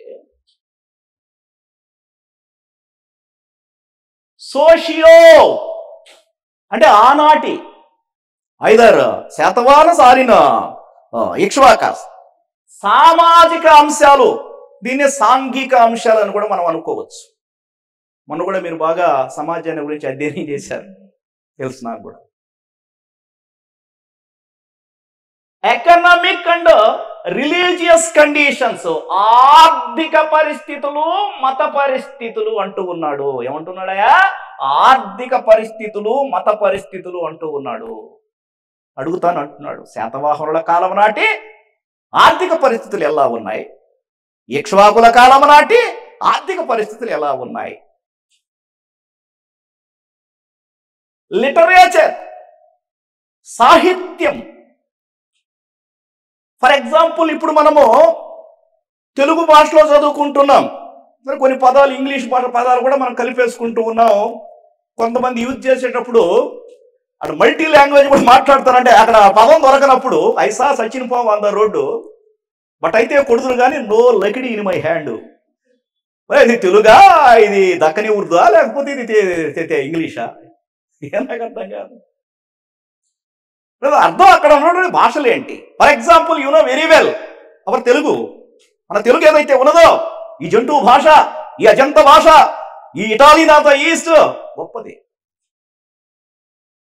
మరి దాన్ని బ్రతికించాలా? ఎలా? రోజు నువ్వు మాట్లాడుతుంటే అది బతుకుతుంది. నువ్వేం దానికి ఏమి సంజీవ పర్వతాన్ని తెచ్చిపెట్టాల్సిన అవసరం లేదు, జీవంతో దాగించాల్సిన అవసరం లేదు. నువ్వు దైనందిన జీవితంలో నువ్వు మాట్లాడుతూ ఉంటే తెలుగు భాష ఆటోమేటిక్గా ప్రతి బట్టగట్టి శ్వేత వస్త్రధారిణిగా మనల్ని దీవిస్తుంది. గమనించాలి. అక్కడున్న లిటరేచర్ ఏంది అని అడుగుతున్నాడు. అంటే ఆనాడు దేశీ పదాలు ఉండేది. ఆ దేశీ పదాలు కాస్త తెలుగు భాషగా, అదే మన ఆంధ్ర భాషగా, ఆంధ్రం అంటే తెలుగు, ఆంధ్ర భాషగా, తెలుగు భాషగా, తీయటి భాషగా పరిణామ క్రమం ఎలా చెందింది అంటున్నారు లిటరేచర్ పరంగా. ఫర్ ఎగ్జాంపుల్, గుణాఢ్యుడు ఓ బుక్ రాశాడు శాతవాహనుల కాలంలో, కుంతల శాతకర్ణి కాలంలో. దాని పేరు ఏందమ్మా? గుణాఢ్యుడు ఎవరు రాశాడు ఆ పుస్తకము? బృహత్ కథ. మనం చదువుకొని వెళ్ళిపోతాం. చిన్నపిల్లలు చదివినట్టు చదవద్దు, మీరు మళ్ళీ చెప్తున్నా. ఇప్పుడు 5వ తరగతి తోటి చదివినట్టు బృహత్ కథ రాసింది గుణాఢ్యుడు. కరెక్ట్, అది ఫ్యాక్ట్, కరెక్టే. బృహత్ అంటే పెద్దదైన కథ, పెద్ద కథ అని అర్థం. బృహత్ అంటే పెద్దదైన. ఆ కథలు ఉన్నాయి దాంట్లో. ఆ కథలను చూడండి, బృహత్ కథ అంటే పెద్దదైనటువంటి ఆ కథలను పైశాచిక ప్రాకృత భాషలో రాశాడు ఆయన. పైశాచిక, తెలుగు కూడా కాదు, పైశాచిక ప్రాకృతం అంటే ప్రాకృతము, మౌర్యుల కాలంలో ఉంది కదా ఇది. ప్రాకృతము, పైశాచిక ప్రాకృతము అంటే ప్రకృతి నుంచి పుట్టింది ప్రాకృతం అని అర్థం, అంతకు మించి ఏం లేదు. ఆ పరిణామ క్రమములో దేశీ పదాలు ఆవిర్భవించాయి. అంటే మనం మాట్లాడుకునే పదాలు స్థిరీకరించబడ్డాయి. ఫర్ ఎగ్జాంపుల్, అత్త. తెలుగు భాషలో అబ్బాయి లేదా అమ్మాయి పుట్టిన తర్వాత మొట్టమొదటిసారిగా తెలుగు నేర్పించే క్రమంలో వాడు నాలుక ఉంది, ఆ నాలుక అలా టచ్ అయ్యే సందర్భంలో మొదటగా మాట్లాడే మాట నాకు తెలిసి, అకార్డింగ్ టు మై నాలెడ్జ్, ఏమంటారా, అంటే ఆ పదాలు రెండు ఒత్తుకుంటాయి. తెలుగులో ఓస్టో పదాలు ఉన్నాయి మనకు. ఓస్టో పదాలు పాప, బాబా, మా, ఈ లేకుండా కూడా పుస్తకం రాశాడు ఒక ఆయన. ఎవరో చెప్పుకుంటాం మనం, పాప, బాబా, మా లేకుండా. అరే అదేంద్ర ఇదే, మీరు కూడా బలకొచ్చు మీ నోటితో. దశరథ రాజనందన చరిత్ర ఎక్కడైనా లిప్పు మాట్లాడుకున్నాయా? లేదు కదా. అందుకే ఇక్కడ చూడండి, ఆ పరిణామ క్రమాలు మీరు గమనించాలి. Literature during the period of Satavahanas, during the period of Ikshvakus, according to information, according to inscriptions, according to literature, according to Kaifiyats, according to Dandakavile, ఏదైనా బేస్ చేస్తాను అవి ఏం చెప్తున్నాయి అని సేకరించి పరిశోధించినటువంటి మేధావులు మన చరిత్ర గొప్పదని తెలియజేస్తున్నారు. అది ఎలా తెలియజేశారు, ఎందుకు తెలియజేశారు అది కూడా మనం గమనించాలి. కాబట్టి లిటరేచర్ పాయింట్ ఆఫ్ వ్యూలో పుస్తకాలు చదవాలి మనం. దాంట్లో ఉన్నటువంటి అంశాలు కూడా అడిగేదానికి స్కోప్ ఉన్నది. ఆర్ట్ అండ్ ఆర్కిటెక్చర్, వాస్తు కళాభివృద్ధి. ఆర్ట్ అండ్ ఆర్కిటెక్చర్, ఆర్ట్ అంటే బొమ్మ అని కాదు, ఇంగ్లీష్ అచ్చ తెలుగు పదాన్ని అక్కడ తెచ్చిపెట్టుకోకూడదు మనం. ఆర్ట్ అండ్ ఆర్కిటెక్చర్ అంటే అర్థం ఏంటంటే నిర్మాణ ప్రక్రియలు. మన తెలుగు నేలలో ఆర్ట్ అండ్ ఆర్కిటెక్చర్ నిర్మాణ ప్రక్రియలు అంటాం. చాలా మంది ఇళ్ళు కట్టేటప్పుడు కూడా ఉత్తరం ఊపు మీద ఉందా, దక్షిణం దంచి కొడుతుందా, ఇట్లాంటివన్నీ చూస్తారా లేదా? మీరే గమనించాలి. కొంతమంది ఈశాన్యం పెరిగింది అంటాడు, ఇంకొక ఆయన వచ్చి అది బాగుంది, ఇది ఇది ఇది ఇచ్చి పగలగొట్టాలంటాడు. ఇక రకరకాల ఆ కథలు వేరు, మనకు సంబంధం లేదది. మనకి చరిత్రలో ఆర్ట్ అండ్ ఆర్కిటెక్చర్ అంటే నిర్మాణాల పరంగా మనకు చాలా దగ్గర గుడిమల్లం తెలుసు కదా. మనకు నెల్లూరు జిల్లా నుంచి ఇటు పక్కగా మనం పయనించినట్లయితే, కాళహస్తి దాటినట్లయితే, కొంచెం కాళహస్తి దాటిన గుడిమల్లం అనే ఒక ప్రాంతం ఉన్నది. ఈ గుడిమల్లంలో భారతదేశంలోనే మొట్టమొదటి శివాలయం ఉన్నది అక్కడ. దాని పేరు పరశురామేశ్వర స్వామి ఆలయం అమ్మ. ఏందమ్మా? ఇది గ్రూప్ 2లో అడిగాడు. భారతదేశంలో ప్రథమ శివాలయం, ఒక శివలింగం మీద ఒక కిరాత రూపంలో ఒక ప్రముఖుడు, ఒక వ్యక్తి పరశువు పట్టుకొని ఉంటాడు అక్కడ. పరశువు అంటే ఏంటంటే గొడ్డలి. పరశువు పట్టుకొని ఉన్న వాడే కదా పరశురాముడు. పరశువు రాముడు, పరశురాముడు. ఇది గుడిమల్లం. మరి అక్కడ తర్వాత అనేక అభివృద్ధి పరంపరలో రాజవంశాల కాలంలో, అది శాతవాహనుడు కావచ్చు, అతను వచ్చినటువంటి రాజులు పల్లవులు కావచ్చు, ఆ క్రమంలో చాలా మంది దాన్ని అభివృద్ధి చేశారు. అయితే దక్షిణ భారతదేశంలో ఉండేటటువంటి నిర్మాణాల ప్రక్రియ ద్రావిడ శైలి, యు నో వెరీ వెల్. ఉత్తర భారతదేశంలో ఉన్నటువంటి శైలిని కొన్ని సందర్భాల్లో వ్యాసర శైలిని అనుసరించారు, నాగర శైలిని కూడా మనం గమనించుకోవచ్చు.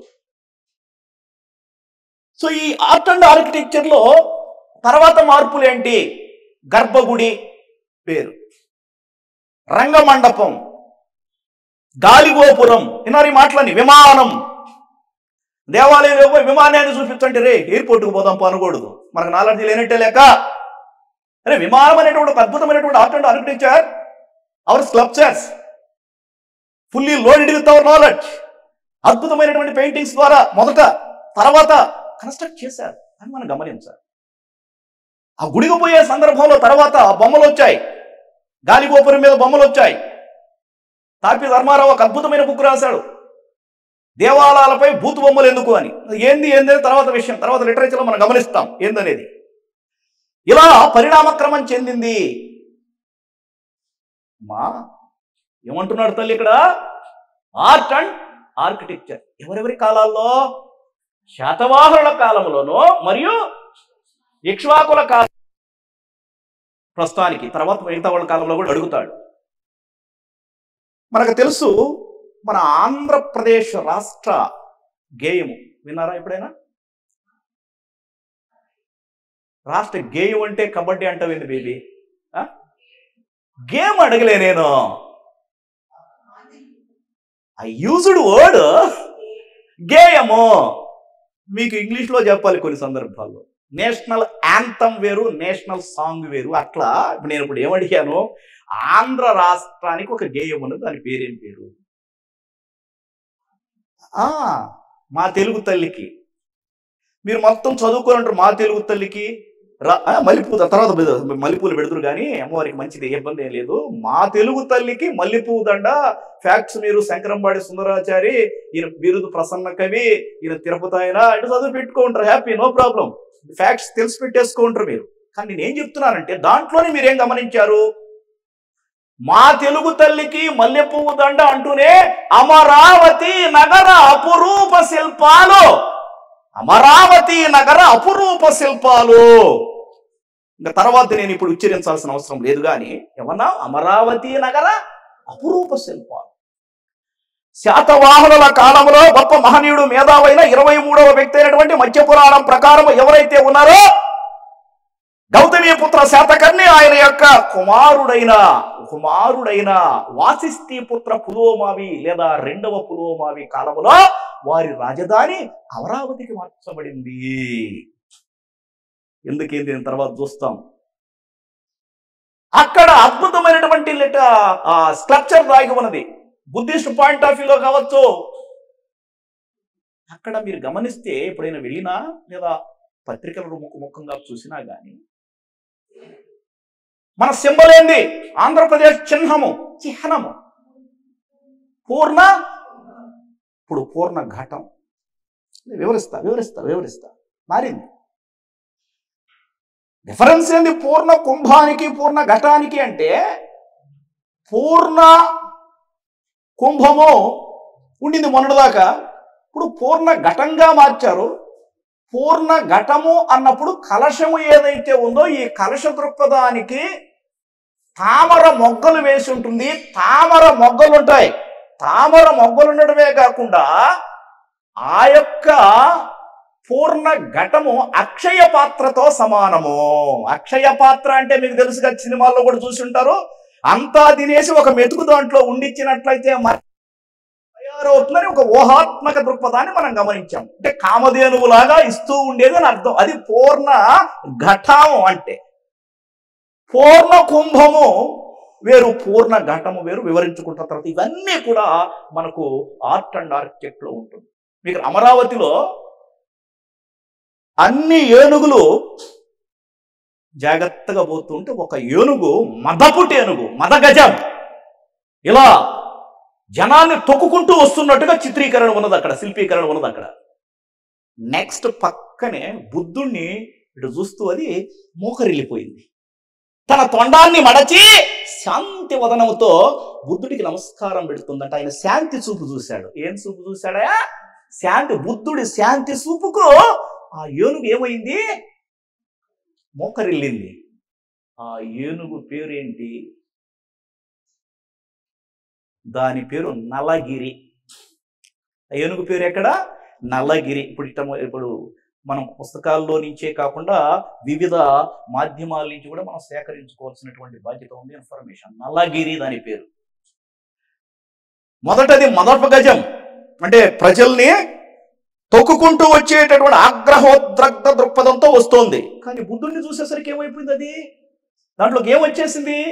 శాంతి వదనం వచ్చేసింది. అంటే బుద్ధుడికి అంత పవర్ ఉందా అని నువ్వు అనుకోవచ్చు. ఉండొచ్చు, ఉండకపోవచ్చు, కానీ శాంతిని కోరుకున్నాడు ఆ పరమ పావన పురుషుడు ఆ మీద. మనకు కావాల్సింది శాంతే, క్రాంతే. శాంతి ప్రపంచాన్ని నడిపిస్తుంది, కాంతి కూడా నడిపిస్తుంది. క్రాంతి ఎప్పుడూ అవసరం అవుతుంది. అన్నీ అవసరాలే. అవసరం ఉన్నప్పుడే కదా సవరం పెట్టుకునేది. గమనించాలి. కాబట్టి మిత్రులారా, art and architecture very important during the period of Satavahanas and Ikshvakus. అలాగే అక్కడ అంటున్నాడు చూడండి, the Vishnukundians, the eastern Chalukyas. విష్ణుకుండినుల కాలము నాటి పరిస్థితులు సేమ్, మళ్ళా పరిస్థితులు సేమ్. శాతవాహనుల కాలంలో ఏ రకమైనటువంటి పరిస్థితులు అడుగుతున్నాడో విష్ణుకుండినుల కాలంలో అదే రకమైనటువంటి పరిస్థితులు. ఈస్టర్న్ చాళుక్యాస్, ఈస్టర్న్ తూర్పు చాళుక్యులు. తూర్పు చాళుక్యులు అనొచ్చు వీళ్ళని. వేంగి చాళుక్యులు అని కూడా అంటారు. ఎందుకంటే వీళ్ళ రాజధాని వేంగి కాబట్టి, వేంగి నుంచి పరిపాలించారు కాబట్టి వేంగి చాళుక్యులు. భారతదేశానికి తూర్పు నుంచి పరిపాలించారు కాబట్టి తూర్పు చాళుక్యులు. అదే పశ్చిమ నుంచి పాలిస్తే పశ్చిమ చాళుక్యులు. ఫర్ ఎగ్జాంపుల్ మన రెండవ పులకేసి పశ్చిమ చాళుక్యరాజు. భారతదేశానికి పశ్చిమ వైపు నుంచి పరిపాలించాడు కాబట్టి పశ్చిమ చాళుక్యులు అంటారు. వాళ్ళ రాజధాని బాదామి కాబట్టి బాదామి చాళుక్యులు అంటారు. బాదామికి మరో పేరు వాతాపి కాబట్టి వాతాపి చాళుక్యులు అంటారు. అంటే తేడా ఇంకేం లేదు. పాలే పెరుగు చేసుకోవచ్చు, మజ్జిగ చేసుకోవచ్చు అన్నట్టు. పాలే నెయ్యి చేసుకోవచ్చు అన్నట్టు. పేరు మాత్రం చాళుక్యులే, చుడుకుము నుంచి వచ్చిన వారే. పాలనా ప్రాంతం నుంచి వారి యొక్క పేరు మారుతున్నది. దయచేసి ఇది మీరు గమనించాలి. అక్కడే మనకు ఏమంటున్నాడు చూడండి, ఆంధ్ర చోళాస్ అన్నాడు. ఒక్కసారి మీరు గమనించాలి. ఆంధ్ర చోళాస్. కొన్నిసార్లు ఈ పదాన్ని చోడాస్ అని కూడా మనం గమనించుకోవాలి. తెలుగు చోడులు. ఆంధ్ర అంటే ఇక్కడ మనం ఇంకో పదాన్ని ఉచ్చరించుకోవచ్చు, అంటే తెలుగు చోడులు. మీకు ఒక డైనాసిటీకి సంబంధించి ఒక అంశం ఉంది. గతంలో కూడా మీరు ఉంటారు. తొలి తెలుగు శాసనం ఏదని మీరు వినుంటారు, రాసుకుని ఉంటారు, చదువుకుని ఉంటారు. దాని పేరు కళ్ళమళ్ళ శాసనం. ఏ శాసనం అయ్యా? విజయరాజ్య సంవత్సరముల్ అనే పదం ఉంది దాంట్లో. విజయరాజ్య సంవత్సరముల్. రేనాటి ధనుంజయుడు దాన్ని జారీ చేశాడమ్మ. బాగా గమనించండి. ఈ రేనాటి ధనుంజయుడు, రేనాటి ధనుంజయుడు తెలుగు చోళ వంశానికి చెందినటువంటి వాళ్ళు. తెలుగు చోళ లేదా చోళ. కాబట్టి కళ్ళ మళ్ళ శాసనం అనేది గుర్తున్నప్పుడు చాలా సందర్భాలు అడిగినటువంటి ప్రశ్న కూడా ఇది. ఈ తెలుగు లేదా ఆంధ్ర చూడాల్సిన సంబంధించినటువంటి అంశాల్లో, అంటే విష్ణు కుండినుల, వెంగి చాళుక్యుల, ఆంధ్ర చోళుల సొసైటీ, సమాజం ఎలా ఉంది, రిలీజియన్, మత పరిస్థితులు ఎలా ఉన్నాయి, తెలుగు లాంగ్వేజ్, ఇక్కడ లిటరేచర్ అనడంలే, బాగా మీరు గమనించండి. ఇక్కడ ఏమన్నాడా, శాతవాహనుల కాలంలో ఏమన్నాడా, లిటరేచర్ అన్నాడు. లిటరేచర్ అంటే పుస్తకాలు, గ్రంథాలు, వాటి ఇన్ఫర్మేషన్. ఎక్కడేమంటున్నాడు, తెలుగు లాంగ్వేజ్. బాగా గమనించండి, ఇక్కడ రెండుకి తేడా. లిటరేచర్, ఇక్కడేమో లాంగ్వేజ్, తెలుగు భాష. అంటే తొలి తెలుగు పదాన్నిగా నాగబు అనే పదాన్ని వేటూరి ప్రభాకర శాస్త్రి గారు అమరావతి శాసనం నుంచి గమనించారు. సరే, అవన్నీ గమనిద్దాం. ఇప్పుడు మనకు తెలుగు ఏదైతే ఉందో దీన్ని బేస్ చేసుకుని ప్రశ్నల తర్వాత అడిగడానికి స్కోప్ ఉంది. ఎందుకంటే ప్రతి యూనిట్లో కూడా ఈ తెలుగును అభివృద్ధి పరిచిన పాలకులు మనకు వస్తూ ఉంటారు. ఫర్ ఎగ్జాంపుల్, ప్రపంచ తెలుగు మహాసభలు అని. అంతెందుకు, ఇటీవల తెలుగు మహాసభలు తెలుగు నెలలో ఎక్కడ జరిగినాయి? మన ఆంధ్రప్రదేశ్లో ఇటీవల ప్రపంచ తెలుగు మహాసభలు జరిగినాయి. తెలుగు మహాసభలు జరిగినాయి. రాజమండ్రి, విశాఖపట్నమా, విజయవాడ, ఒక్కొక్కరు ఒక్కొక్క ఆన్సర్ మీద ఉన్నట్లు. మీ ఇష్టం, చాయిస్ మీదే. తర్వాత గమనించండి, కొన్ని బిట్లు మీరు ఇంటికి పోయిన తర్వాత ఆలోచన దృక్పథంతో అక్కడ కూడా సెర్చ్ చేయాలి. కొన్ని సెర్చింగ్ బిట్లు ఇస్తాను నేను, తప్పదు. ఇంటికి పోయిన తర్వాత కూడా మీరు గ్రూప్ 2 అనేదాన్ని, నీకు తెలుసు కదా నా పద్ధతి. ఇంటికి పోయిన తర్వాత కూడా వాడి హిస్టరీ, మీ కళ వచ్చినా గొప్ప కళ, స్వర్ణ కళ, దాని హిస్టరీ ఏదో ఒక అంశం దాగి ఉండాలి. Until end of your exam. Exam రాసి బయటకు వచ్చిన దాకా హిస్టరీ మిమ్మల్ని తప్పకుండా కాపాడుకుంటూ వస్తుందని నా భావన. నీకు నీడ కన్నప్పుడు అది హిస్టరీ నీడ. నువ్వు పీల్చే ఉచ్ఛ్వాస, నువ్వు వదిలే నిశ్వాస, హిస్టరీ నిశ్వాస, హిస్టరీ ఉచ్ఛ్వాస కావాలి అనేది నా ప్రయత్నం. అవుతుంది కూడా. కాబట్టి దయచేసి ఇక్కడ తెలుగు లాంగ్వేజ్ అన్నామమ్మా. అమ్మా, మీకు తెలుసు, ఇందాక నేను ఒక పదం వాడుతూ జంతు భాష అన్నాను, అజంత భాష అన్నాను. శ్రీకృష్ణదేవరాయలు ఆముక్తమాల్యదను తెలుగులో రాశాడు తల్లి అని చెప్పాను నేను. మరి ఇటువంటి తెలుగు భాషకు సంబంధించి నన్నయ్య ఏం చేశాడు, తిక్కన ఏం చేశాడు అనుకున్నప్పుడు, నన్నయ్యతో ప్రారంభమైన తర్వాత ఆ నన్నయ్య అంటే కవిత్రయం, వాళ్ళని వివరించుకోవాలి మనం. ఎవరిని వివరించుకోవాలయా? కవిత్రయాన్ని వివరించుకోవాలి. ఇక్కడ వస్తాడు వేంగి చాళుక్యుల్లో ఒక పాలకుడు. మీకు వేంగి చాళుక్యులు ఇక్కడే వస్తాడు, అందుకే ఇక్కడ తెలుగు లాంగ్వేజ్ అని అడిగింది. వేంగి చాళుక్యులు ఒక పాలకుడు ఉన్నాడు, మీకు తెలుసు, రాజ నరేంద్రుడు. తెలుసా? రాజ నరేంద్రుడు. రాజరాజ నరేంద్రుడు చే పోషించబడిన వాడే నన్నయ్య. నందంపూడి శాసనాన్ని లిఖించిన ప్రముఖుడు. బాగా గమనించాడు కదా నన్నయ్య ఏం రాశాడమ్మా? చాలా రాశాడు, కానీ తెలుగుకు సంబంధించి చెప్పండి. నన్నయ్య సంస్కృత భాషలో విరచితమై ఉన్న 18 పర్వాలతో కూడి ఉన్న మహాభారతాన్ని తెలుగులోకి అనువదింపజేశాడు. అవసరమేంది?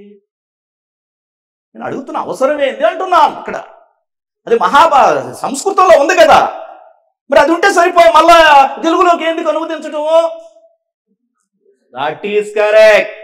You find out that particular miracle. అందరికీ సంస్కృతం రాదు. ఎందుకు రాలేదమ్మా? నేర్పిస్తున్నా. ఇక్కడే గమనించండి దయచేసి. మేము మాత్రమే మాట్లాడాలా, మేము మాత్రమే వినాలా, మేము మాత్రమే చదవాలా, మావాడే ఎదగాలా, మనవాడే ఎదగాలా, మర్చిపోవాలా, అందరూ ఎదగాల, అందులో మనం ఉండాలి. Am I correct or not? Those who are very eager to go to Genesis stage, please understand my inner concept also. ఎవరయ్యా ఈ భూమి మీద 1000 సంవత్సరాలను బతుకుతామా? 100 ఇంకా తగ్గింది. ఎప్పుడు పిలిస్తే అప్పుడు పోవాలి. మట్టి నాయన, ఇది మట్టి మట్టి మట్టి. దేశముద్రలో డైలాగ్ కాదు ఇది. ఇదే చెప్తున్నాను నేను. ఈ జీవితంలో కొంత ఈ నేలకు మనం సాక్రిఫైస్ చేయాలా? దాని పరిణామ క్రమ వికాసానికి, రక్షణకు, అభివృద్ధికి. ఈ కాయం లేదా ఈ దేహం దేశానిది అన్నట్టు ప్రజాకవి కాళోజీ అన్నట్టు పుట్టుక నాది, సావు నాది, బతుకంతా దేశానిది అంటాడు కాళోజీ నారాయణరావు గారు. అద్భుతంగా అటువంటి లిటరేచర్ గొప్పదాన్ని పక్కన పెడితే ఇక్కడ లాంగ్వేజ్ అభివృద్ధిని మనం గమనించాలి. తొలి తెలుగు శాసనం ఏది అనొచ్చు, లేదా తొలి తెలుగు గ్రంథం ఏది అనొచ్చు. మీరు చెప్పినట్టుగా మహాభారతాన్ని నన్నయ్య తెలుగులోకి ఎందుకు రాసిన అవసరాన్ని మనం చెప్పుకున్నాం. దాంట్లో ఆయన అవతారికలో చెప్పుకున్నాడు. పీఠిక అంటాం కదా మనం రాజ్యాంగపరంగా కూడా, ప్రియాంబుల్ అంటాం కదా, మన అవతారికలు అంటే టోటల్ అబ్స్ట్రాక్ట్. అది దీంట్లో ఏముందని ఒక 4-5 మాటల్లో చెప్పటం. మీరు కూర చేసేటప్పుడు సరిపోయిందంటే ఇదే అంటే దాన్ని సంక్షిప్తంగా చెప్పడం ఇండైరెక్ట్గా, అంతగా మించేం లేదు. ఆ సందర్భంలో నన్నయ్య అంటే ఎంతమంది కవులు ఉన్నారు వాళ్ళందరూ ఒక లిస్టు చేసుకోవాలి తల్లి మీరు. సుమారు ఆ తెలుగు అభివృద్ధి పరంపరలో భాగంగా నేషనల్ అవార్డ్స్ ఏమన్నా వచ్చాయా ఇటీవల పాటలకు, తెలుగు పాటలకు? తెలుగు అనేది ఉంటే మనం రాసేసుకోవాలన్నట్టు. కొండపొలం సినిమా తెలుసు కదా, తెలుగు భాష పాటకు బాగా రాసినందుకు అవార్డు వచ్చిందా, జాతీయ అవార్డు వచ్చిందా లేదా? నాటు అనగానే అక్కడ ఆస్కార్ నాటారుగా. అంటే ఉంటే చెప్తున్నాను నేను, భాషాపరంగా ఇక్కడ వచ్చింది కాబట్టి చెప్తున్నాను. అంతా మనం చెప్పుకునేదంతా కూడా 75 మార్కులు రేపటి రోజున నువ్వు పోటీ పరీక్షల్లో నిపుణుడుగా ఇక్కడ ఫస్ట్ తయారవ్వాలి నువ్వు కూడా. ఆ తర్వాత నువ్వు అక్కడ ప్రతి బిట్టు నువ్వు రికగ్నైజ్ చేయగల. 75 బిట్లో దాదాపు అద్భుతమైనటువంటి శాతం నువ్వు సాధించగలగాలి. కాబట్టి నేను ఒకటే చెప్తున్నానమ్మా, ఇక్కడ తెలుగు లాంగ్వేజ్ పాయింట్ ఆఫ్ వ్యూలో పుస్తకాలు రాసుకోండి. గతంలో ఒక ప్రశ్న అడిగాడు, మీకే చెప్తున్నా, గ్రూప్ 2లోనే అడిగాడు. ది మదర్ అనే గ్రంథాన్ని తెలుగులో అమ్మ, అంతే కదా, మదర్ అంటే అమ్మే కదా, అమ్మ అనే పేరుతో రాసింది ఎవరు అని అడిగాడు. అమ్మ ఆన్సర్ క్రొవ్విడి లింగరాజు ఆయన పేరు. క్రొవ్విడి లింగరాజు ది మదర్ అనే గ్రంథాన్ని అమ్మ అనే పేరుతో అనువదించాడు. మీరు బాగా గమనిస్తే ఎందుకు ఆయన అనువదించాడు అంటే, రష్యా భాషలో ఉన్నటువంటి ఆ గ్రంథంలో కమ్యూనిస్టు భావజాల దృక్పథాలు ఉన్నాయి. దాంట్లో ఆ కమ్యూనిస్టు భావజాల దృక్పథాలు ఏవైతే ఉన్నాయో వాటిని తెలుగు నేలలో కూడా వ్యాప్తిలోనికి తీసుకొచ్చే క్రమంలో ఆనాడు పుస్తకాలు ఎక్కువగా చదివేది. ఈరోజు అంటే ఇంటర్నెట్ వచ్చేసి అందరూ కూడా ఏం చేస్తున్నారంటే చూస్తున్నారు అంతే. చదివితే ఇది వికసిస్తుంది. పుస్తకం అమ్మ వంటిది, చదివితే కమ్మగా ఉంటుంది. మనం అది మర్చిపోయి వింటున్నాం. కొంతమంది అదే చేస్తున్నారు మనకు. మీరు వినండి అంటే మనకు మాట్లాడడం రాట్లే ఇక కొంతమంది పిల్లలకు. కారణం అంటే మాట్లాడడం అంటే మామూలు మాటలు కాదు. ఒక అరగంట ఏదన్నా దాని గురించి చెప్పమన్నా కానీ పదాలు దొరకట్లేదు వాళ్ళకి. ఎందుకు దొరకట్లేదు? ఊహించుకునే జ్ఞానం పోయింది. ముందు చూసేస్తున్నాం కదా. అనగనగా ఒక రాజు, వాడు చదువుతున్నాడు అనుకో, ఒక రాజు ఊహిస్తాడు. అనగనగా ఒక రాజుకు 7 కొడుకులు, 7 వేటకు పోయారు, 7 ల్యాప్టాప్లు తెచ్చారు అనుకుందాం. ఇప్పుడు ఊహలో రాజు, అడవి, వేట, గుర్రము, ల్యాప్టాప్ లేదా 7 రొయ్యలు మనసులోకి వచ్చేస్తాయి. ఊహాశక్తి, క్రియేటివ్ మైండ్ అంటారు. నీకు అట్ట కాకుండా నువ్వు ఆన్ చేస్తుంటివి. రాజు పోతుంటాడు అంటే ఈడే రాజు, వాడు కీలుగురం పోతున్నాడా లేకపోతే వాడు దేని మీద పోతున్నాడు ఎవరికి అర్థం కాదు. వాడు అదే అడివి, నువ్వు చూపించింది అడివి ఆర్టిఫిషియల్ అయినప్పటికీ కూడా. ల్యాప్టాప్ తెస్తే ల్యాప్టాప్, లేకపోతే లాలీపాప్ తెస్తే లాలీపాపు. మరి వాడికి రచనాశక్తి ఎక్కడి నుంచి వస్తుంది అంటున్నాను నేను. అదే Telugu language point of view రచనాశక్తి రావాలా. దుర్జటి గారు అన్నట్టు, అక్కటయ మహారణమునందు వేచ్చర కోటి తోడం వేరుక్కున బోరి ఏను మృతునందను ఎట్టులైన నీ తక్కువ పాటు లేక ప్రమదంపున దేవపదంపునందుదున్ అంటూ, నేను కళహస్తీశ్వరం మీద తప్ప ఎవరి మీద నరాంకితమేమనో నా రచనలు అన్నాడు ఆ మహనీయుడు దూర్జటి. అందుకే శ్రీకృష్ణదేవరాయలు అంటే మహనీయుడు దూర్జటి పలుకుల కేలగల్గను అతులిత మాధురీ మహిమన్ అని కొనియాడాడు. ఆయన కూడా కవి. శ్రీకృష్ణదేవరాయలు అంతటి వాడు మెచ్చుకున్న కవి దూర్జటి మాత్రమే. మీరు గమనించాలి. ఇలాంటి గ్రంథాలన్నీ ఇక్కడ మనం గమనించాలి.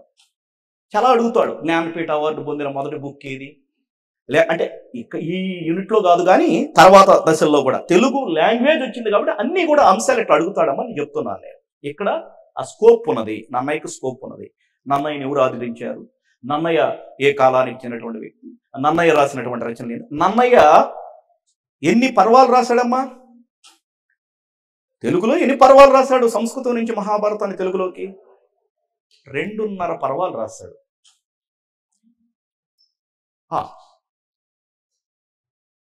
తర్వాత తిక్కన అరణ్యపర్వం టచ్ చేయలే, 15 పర్వాలు రాశాడు తిక్కన సోమయాజి. ఆ 2.5 ఈ 15 ఎంతమ్మా? 17.5. ఇక అరపర్వాన్ని ఎర్రాప్రగడ లేదా ఎర్రన అరణ్య పర్వంలో శేషభాగం అంటే మిగిలిపోయిన భాగాన్ని రాసి పూర్తి చేశాడు. ఇలా కాలాలు కూడా అడుగుతాడు. నన్నయ్య ఎవరుచే ఆదరించబడ్డాడు? 1. తిక్కన ఎవరిచే ఆదరించబడ్డాడు? 2. ఎర్రన ఎవరిచే ఆదరించబడ్డాడు? లేదా వీళ్ళు ఇంకేదైనా రచనలు చేస్తుంటే తెలుగులో కావచ్చు ఇతర భాషలు, వాటి మీద అడుగుతాడు. దీని మీద ఫోకస్ పెడితే వాటి మీద అడుగుతాడు. కాబట్టి ఈ అంశాలను మనం గమనించాలి. తర్వాత దశలో కూడా art and architecture as usual what they said during Satavahanas and Ikshvakas, here also that you observe the great word art and architecture during the period of the 3 dynasties, Vishnu Kundians, Eastern Chalukyas and Andhra Cholas. Very important part this one. And at the same time ఇక్కడ గమనిస్తే ఇక్కడ చూడమ్మా, various major and minor dynasties that ruled Andhradesa between 11th century and 16th century AD. 11th century 11వ శతాబ్దము నుండి 16వ శతాబ్దం మధ్య మన ఆంధ్రదేశాన్ని పరిపాలించిన, ఇక్కడ ఆంధ్రప్రదేశాల్లో గమనించిన ఆంధ్రదేశాన్ని పరిపాలించిన మేజర్ డైనాసిటీస్ అన్నాడు. అక్కడ చెప్పలా ఆయన పర్టికులర్ గా ఇది అని.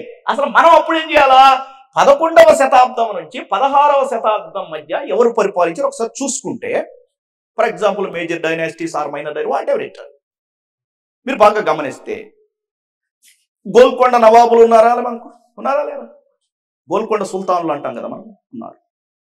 కాకతీయులు ఉన్నారా లేదా? కాకతీయులు ఉన్నారు. విజయనగర సామ్రాజ్య పాలకులు ఉన్నారా లేదా? ఉన్నారు. రెడ్డి రాజులు ఉన్నారా లేదా? ఎస్, రెడ్డి రాజులు. అంటే ప్రధానంగా వాళ్ళ కాలాలకు సంబంధించి ఏమడుగుతాడు అంటున్నాడంటే 11వ శతాబ్దం 16వ శతాబ్దాల మధ్య ఏమడుగుతాడు అని చెప్తున్నాడు. అంటే ఇక్కడ ప్రధానంగా మనం గమనించుకున్నట్లయితే same as usual religious conditions. For example చూడండి, మత పరిస్థితులు. శాతవాహనుల కాలంలో ఏం చెప్పుకుంటామంటే మనము, శాతవాహనుల కాలంలో వాసుదేవ కృష్ణుణ్ణి ఆరాధించడం ప్రారంభమైన చెప్పుకుంటాం. జస్ట్ క్రమంగా తర్వాత అంటే వైష్ణవ దృక్పథంలో, తర్వాత శైవ దృక్పథంలో, తర్వాత జైన దృక్పథంలో, తర్వాత బౌద్ధ దృక్పథంలో, ఆ తర్వాత మళ్ళా శైవము పాశుపతులు, వీరశైవులు, కాలముకులు, కాపాలికులు, ఆరాధ్య శైవులుగా మారిపోవడం ఏదైతే ఉన్నదో ఈ పరిణామ క్రమాలు రిలీజియస్. ఫర్ ఎగ్జాంపుల్ మిత్రమా, both are, you are very busy with your cell phones. You please stop that man. Please concentrate on subject. ఒక్కటే నేను చెప్తున్నా, మీకు నేను చెప్పొచ్చో చెప్పకూడదు ఈ సందర్భంగా. శ్రద్ధవాన్ లభతే జ్ఞానం. శ్రద్ధ ఉన్నప్పుడు జ్ఞానం లభిస్తుంది అంటే సెల్ ఫోన్స్ మీకు ఏదైనా ఫోన్లు వస్తాయా తర్వాత గమనించుకోండి. This is my request. అంటే మీకు ముందు పుట్టాం కాబట్టి 4 మాటలు మంచి చెప్పొచ్చు అని నేను భావిస్తున్నాను. ఇంకా మించి ఏం లేదు. గొప్పగా మీరు గమనించాలి. ఇప్పుడు ఇక్కడ చూడండి, ఈ అద్భుతమైనటువంటి పరిపాలన క్రమాలలో సోషియో రిలీజియస్ సామాజిక పరమైనటువంటి మార్పులు ఏమన్నా వచ్చాయా? ఫర్ ఎగ్జాంపుల్ మీరు గమనించండి, హిందూ మతములో మీరు భారతదేశ చరిత్ర కూడా అధ్యయనం చేయాలి, సతీ సహగమనం అనే అంశం ఉన్నది. బ్రాహ్మణోత్తముడు మరణిస్తే వాళ్ళ మిస్సెస్ అంటే భార్య కూడా ఏం చేయాలా? సతీ సహగమనం. చనిపోలు కాదు, సతీ సహగమనం చేయాలి. ఎస్, క్షత్రియుడు మరణిస్తే వారి యొక్క భార్య, వైశ్యుడు మరణిస్తే వారి యొక్క భార్య, బట్ శూద్రుడు మరణిస్తే ఆయన భార్య చచ్చిపోకూడదు. ఇదేందా? నేను ఎక్కడ చూడాల. మరి ఇది ఏంది అంటే, మరి అందరూ చచ్చిపోతే పని ఎవరు చేయాలా? అందరూ చచ్చిపోతే పని ఎవరు చేయాలా? భూమి నుంచి బురద నుంచి భూమి ఎవరు తీయాలి? ఆ నేపథ్యాలేంది, ఆ పరిణామ క్రమాలేంది? అందుకే మీరు గమనించండి, చాలా మంది రాజులు హిందూ మతాన్ని పోషించి హిందూ మతంలో ఉన్నా యుద్ధానికి పోయి ఆయన మరణించినా వాళ్ళ భార్య బతికే ఉంటది. సార్ ఇదేం సార్, ఆమె బతికే ఉంది, సతీ సగం అప్పుడు లేదా? ఉందయ్యా. ఆమె జైన మతాన్ని స్వీకరిస్తే సతీ సగం చేయాల్సిన అవసరం లేదు. ఆమె బౌద్ధ మతాన్ని స్వీకరిస్తే సతీ సగం చేయాల్సిన అవసరం లేదు. So that is why majority of emperors at that time they still developed and ramificated Hinduism or whatever it is. వాళ్ళ యొక్క భార్య లేదా భార్యలు ఇతర మతాలను స్వీకరించడానికి గల కారణం, వారు మరణించిన యుద్ధ భూమిలో వాళ్ళు బతకవచ్చు. పాయింట్ అర్థమైందా మీకు? ఎక్కడ అసలు ఎందుకు వాళ్ళు ఇలాంటి పరిణామ క్రమాలు, అదే రిలీజియస్ పరిణామ క్రమాలు ఏవైతే మత పరిణామ క్రమాలు ఉన్నాయో వాటిని పరిశీలించమని చెప్తూ ఉన్నాడు అన్నట్టు. అదేదో ఏ మతమైనా కావచ్చు.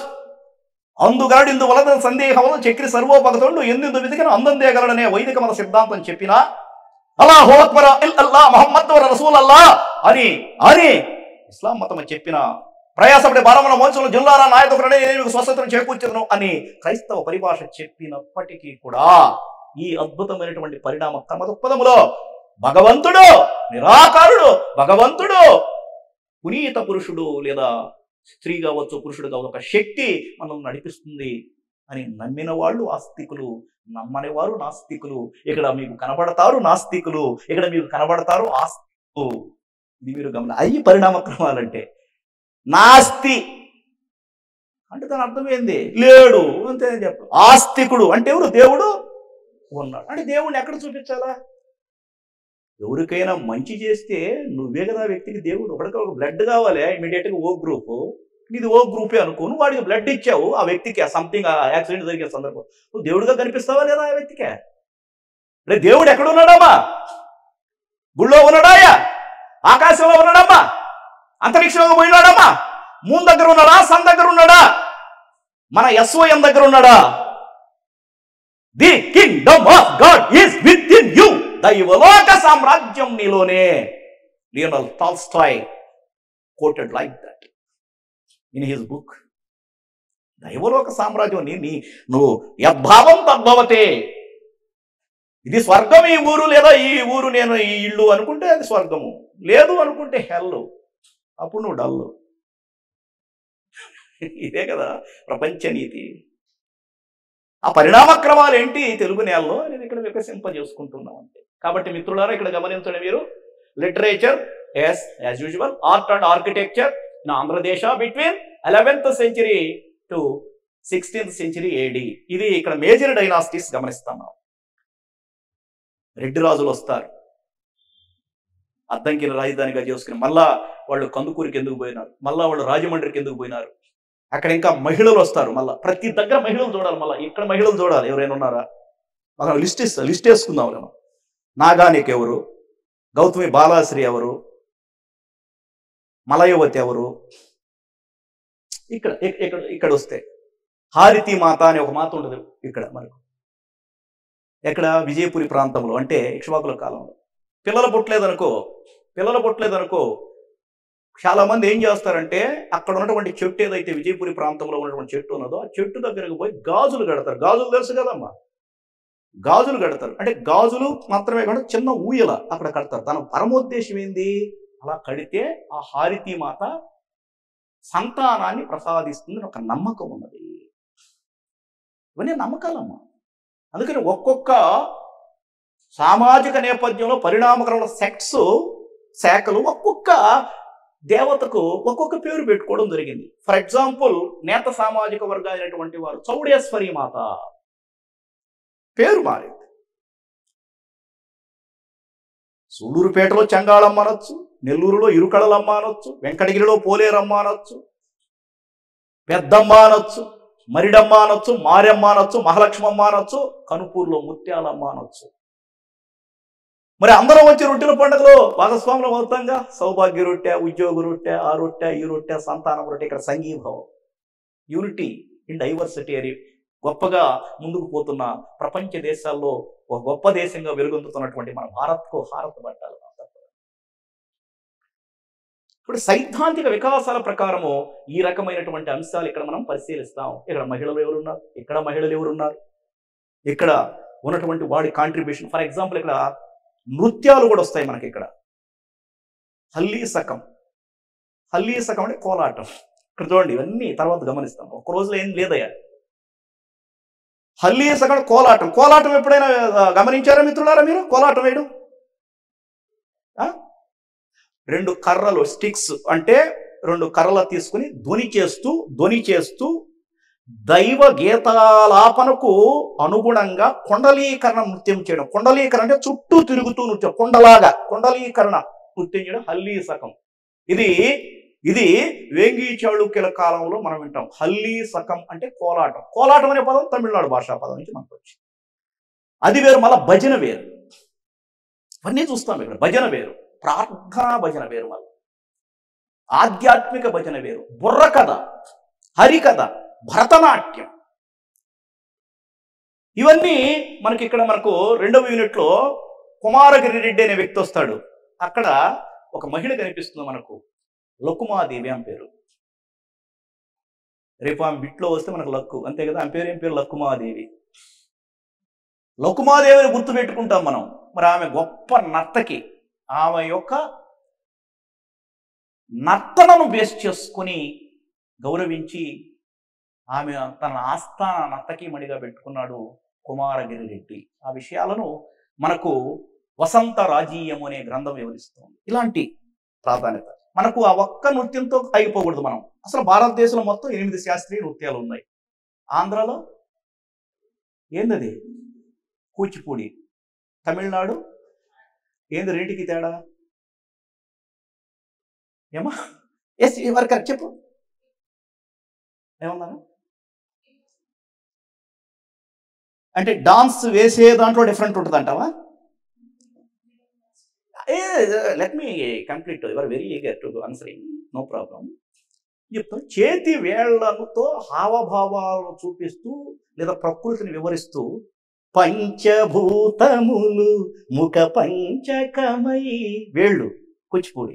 పంచభూతములు చెయ్యి భరతనాట్యం. పంచభూతం కథక్,